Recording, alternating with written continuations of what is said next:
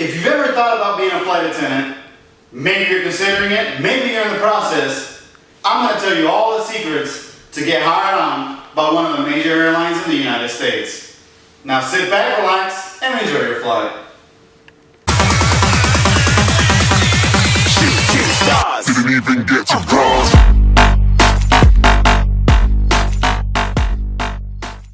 Alright guys, so what we're going to consider today is a few things.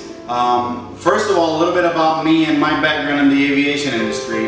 First of all, I am currently a flight attendant for the top company in the United States.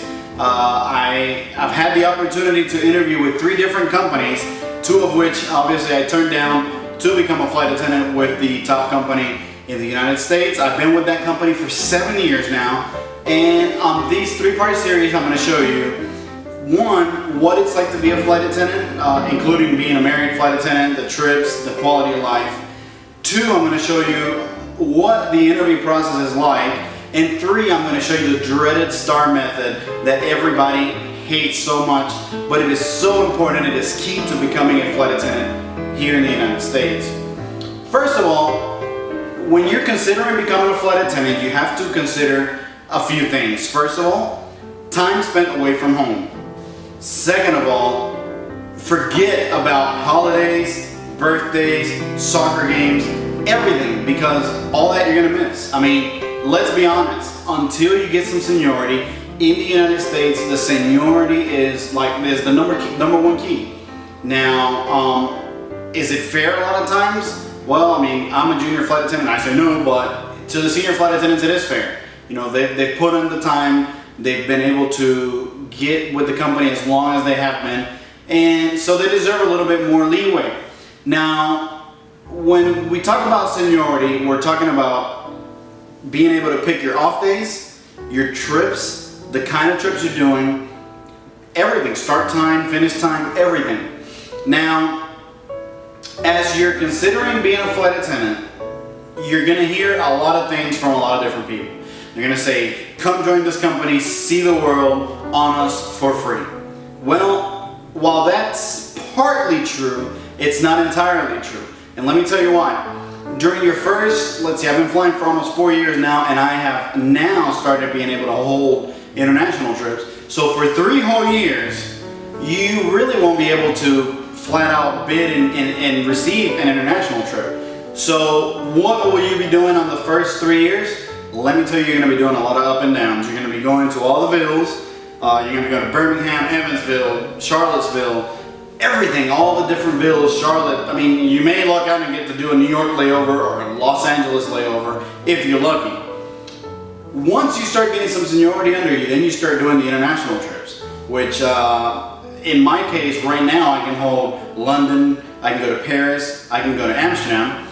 And when you're a junior flight attendant, that does not mean, however, that you can't go and pick up a trip to go somewhere else. So right now, with 3 years in, I'm able to hold trips sort of like London, Paris, Amsterdam.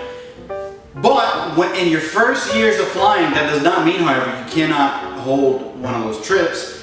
It just means that you're going to have to make room for it. And by that I mean you have to move your days around, make sure you have a nice long stretch of maybe a week to be able to pick that up from one of the senior flight attendants that may have it up on the swap board for somebody else to fly.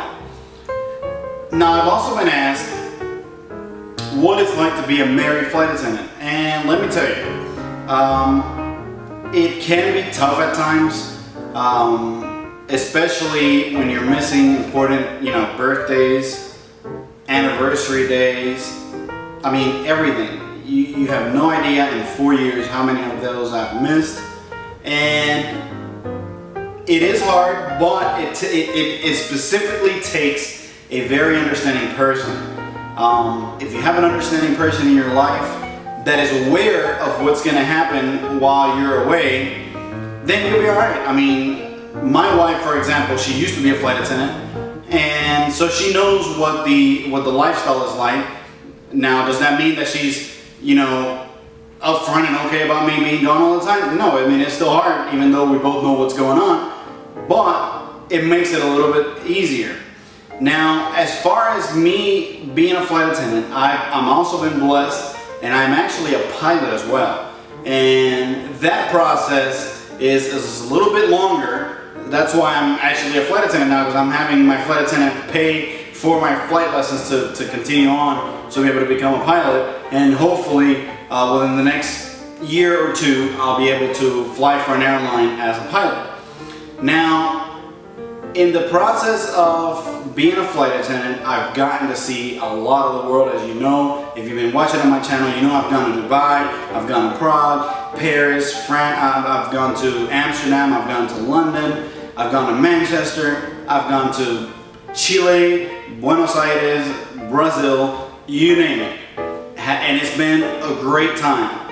And you know, I don't regret being a flight attendant. I actually love my job. And I'm glad that I've gotten to see this portion of the aviation world, because that way whenever I get to be a pilot, I would know what's going on behind that closed door that's right behind me. Another thing to consider, and this really hit me hard on my first year of flying, is all the time you're going to be gone. I remember one time during my first year, my sister was having a big birthday party. I think she was turning 11. And unfortunately, I tried everything, but my schedule did not allow for me to be off on that day. And I remember coming back home and she telling me, "Where were you? I didn't think you were gonna miss my birthday." And it hurt. It really hurts, and it put everything into perspective that this is a hard lifestyle.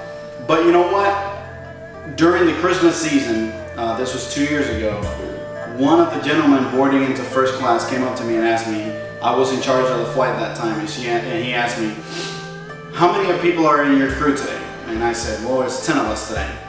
So he gave me 10 Starbucks gift cards, and he said, "I really appreciate what you're doing, because you working on this holiday means that I can go home to be with my family." And it's small things like that that really make this job rewarding. I mean, we get everything. We get from the person going to bury off their loved one, and it's hard. I mean, you start to get into their shoes.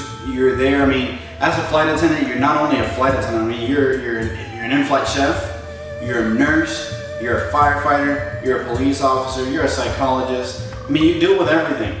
And this is something that you really have to think about. I mean, there's been new flight attendants that have been coming on the line recently that have confided in me and told me that, wow, this is a lot harder than I thought.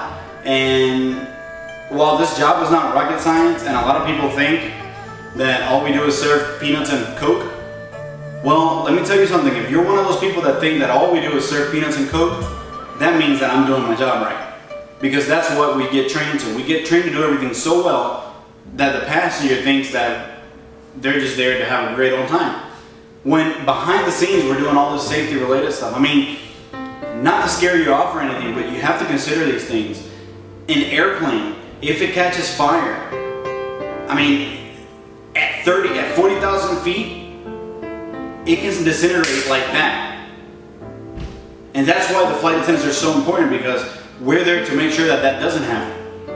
If there's a decompression on the airplane and those mats fall down, that people always laugh at seeing us or ignoring us when we're doing the safety briefing. If those mats fall, you have basically 5 seconds at 40,000 feet, if that, to get that mask on to save your life. It's all these things that you have to consider, not just being away from home, not just missing those important dates, but you have to consider that you're there to be a first responder. You know, as a flight attendant, we're there for the safety first. The service and all that wonderful looking first class meals and everything, that's secondary. We're really there to do the safety part of it, to make sure that when the worst comes to happen, we can get everybody out of that airplane in 90 seconds. I hope you take all these things into consideration as you're making this journey into becoming a flight attendant. Maybe you want to know a little bit more about being a flight attendant. I implore you to do more research. Don't just take it from me. I mean, there's so much out there that will get you ready for it.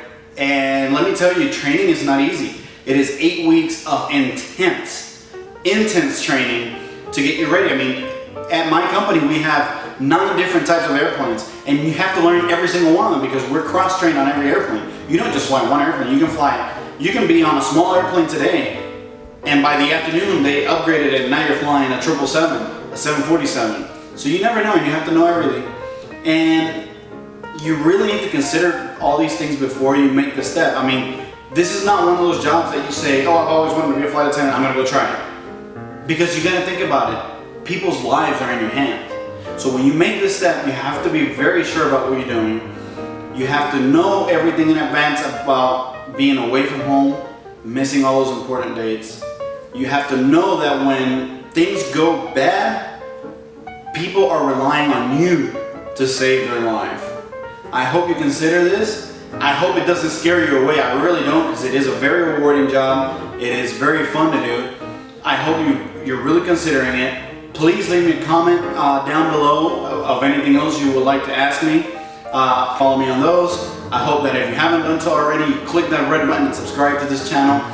Thumbs up if you like this. Let me know what else you'd like to know about being a flight attendant. Part 2 is coming up, and part 2 I will show you what the interview process is like, what not to be nervous about, what to be nervous about, learning how to smile. That is the most important thing about being a flight attendant, is smiling no matter what. I mean, somebody can basically call you a dead dog and you still have to smile through it and say thank you. I hope this helps you on your decision to becoming a flight attendant. I hope that if you have any more questions, you ask me. I will do my best to answer them in the best way that I can.